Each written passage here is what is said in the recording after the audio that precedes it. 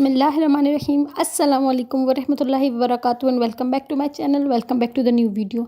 آج کا جو موضوع ہے نا یار، وہ ایسا موضوع ہے جو اسلام میں سخت ناپسند ہے۔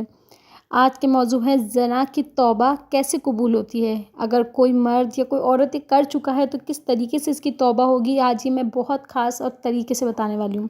حضور اکرم صلی اللہ علیہ وآلہ وسلم کا فرمان بھی بتاؤں گی اور اس کے ساتھ ایک اسٹوری بھی بتاؤں گی جو ایکچوئل اسٹوری ہے، ٹھیک ہے نا۔ تو چلیے ویڈیو کا سٹارٹ کرتے ہیں۔ السلام علیکم ورحمۃ اللہ وبرکاتہ۔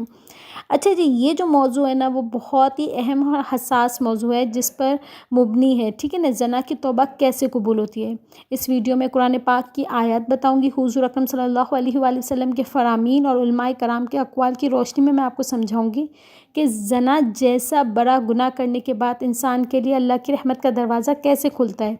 تو چلے سب سے پہلے تو یہ ہے کہ زنا کا گناہ اور اس کی سنگینی، جو اس کی جو گہرائی ہے نا، وہ ذرا ہم سمجھتے ہیں۔ دیکھیں، زنا دین اسلام میں کبیرہ گناہوں میں شمار کیا جاتا ہے۔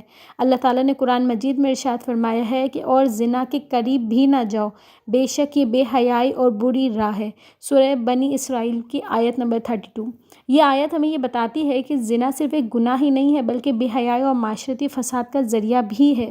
حضور اکرم صلی اللہ علیہ وآلہ وسلم نے زنا کی سنگینی کے اوپر بیان کرتے ہوئے فرمایا کہ صحیح بخاری میں ہے کہ جب کوئی بندہ زنا کرتا ہے تو ایمان اس کے دل سے نکل کر اس کے سر کے اوپر معلق ہو جاتا ہے، اور جب وہ گناہ سے باز آتا ہے تو ایمان دوبارہ اس کے دل میں لوٹ آتا ہے۔ اگر میں زنا کے اثرات بتاؤں کہ کیا کیا آپ کے جسم کے اندر ہونے لگتا ہے، آپ کس طریقے سے اپنی جسمانی محسوس کرتے ہو، تو دیکھیں سب سے پہلے تو آپ کا خود کا ذاتی نقصان ہوتا ہے۔ زنا انسان کی روحانی حالت کو خراب کرتا ہے اور اسے گناہوں کی گہری دلدل میں دھکیل دیتا ہے۔ اور اگر معاشرتی نقصان کے اوپر بات کیا جائے تو زنا خاندان کے نظام کو توڑتا ہے، نسلوں پر برے اثرات چھوڑتا ہے اور معاشرے میں بے حیائی کو فروغ دیتا ہے۔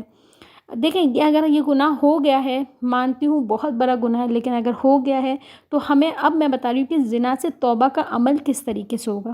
دیکھیں، اللہ تعالیٰ اپنے بندوں کے لیے ہمیشہ رحم اور مغفرت کا دروازہ کھلا رکھتا ہے۔ اللہ کہتا ہے مجھ سے مانگو، ہر دفعہ میں معاف کروں گا، لیکن تمہیں شرمندگی ہونی چاہیے۔ یہ نہیں کہ ہم ابھی اللہ سے معافی مانگیں اور اگلے ہی روز ہم پھر سے گناہ کر بیٹھیں، ٹھیک ہے نا۔ قرآن مجید میں اللہ تعالیٰ نے ارشاد بھی فرمایا ہے کہ سورہ رمز کی آیت 53 میں موجود ہے، کہہ دو اے میرے بندو جنہوں نے اپنی جانوں پر ظلم کیا ہے، اللہ کی رحمت سے مایوس نہ ہو، بے شک اللہ تمام گناہوں کو معاف کرنے والا ہے، ٹھیک ہے نا۔ اب میں بتاؤں گی کہ اگر آپ توبہ کرنا چاہ رہے ہو تو اس کے لیے آپ کو کچھ ضروری اقدامات لینے ہوں گے۔ وہ اقدامات کیا ہیں کہ گناہ پر ندامت ہونا ضروری ہے۔ سب سے پہلے قدم اپنے گناہ پر دل سے شرمندہ ہونا ہے۔ آپ جب شرمندہ ہو جاؤ گے تو آپ نے پہلا قدم تو لے لیا ہے زنا کے خلاف کا، ٹھیک ہے نا۔ دوسرا یہ کہ آپ کو اللہ کی طرف رجوع کرنا ہے، اللہ سے خالص دل سے معافی مانگنا ہے اور دعا بھی کرنی ہے، ٹھیک ہے نا۔ پھر ایک ارادہ آپ کو کرنا ہے تیسرے نمبر پہ کہ آئندہ آپ یہ گناہ نہیں کرو گے، یہ عزم کرنا ہے، یہ عہد کرنا ہے کہ آئندہ کبھی میں یہ گناہ نہیں دہراؤں گا۔ اور چوتھے نمبر پہ یہ نئے اعمال اور نیک اعمال کا آغاز اس طریقے سے کرنا ہے کہ زنا کے اثرات کو مٹانے کے لیے زیادہ سے زیادہ نیکیاں کرنی ہیں اور اللہ کے قریب ہو جانا ہے، ٹھیک ہے نا۔ اب میں ایک بات بتاتی ہوں کہ دیکھیں، حضور اکرم صلی اللہ علیہ وآلہ وسلم نے فرمایا ہے کہ توبہ کرنے والا ایسا ہے جیسا اس نے کبھی کوئی گناہ کیا ہی نہیں۔